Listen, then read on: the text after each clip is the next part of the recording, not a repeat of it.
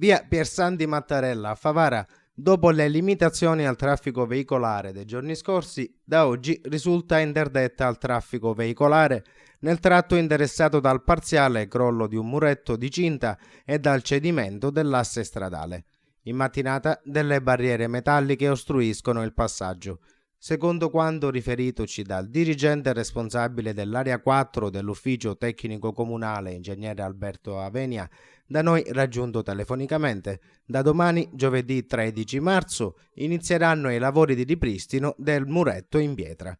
Dalla prossima settimana, invece, ha riferito Avenia, nel tratto di strada ceduto che si trova in corrispondenza della rete idrica e fognaria, si inizierà a scavare per capire se il problema è stato causato da rotture alle tubazioni o da altri eventi.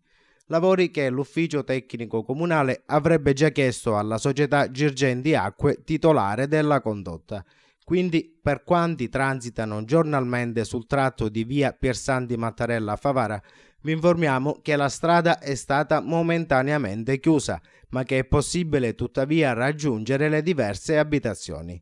La nostra puntualizzazione è d'obbligo perché, recandoci sul posto, abbiamo notato come sia in testa che in coda alla trafficata arteria urbana non è stata collocata nessuna segnalazione di chiusura.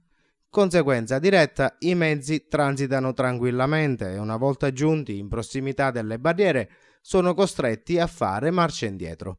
Disagi che nelle ore serali potrebbero rivelarsi anche pericolosi in assenza di apposita segnaletica luminosa.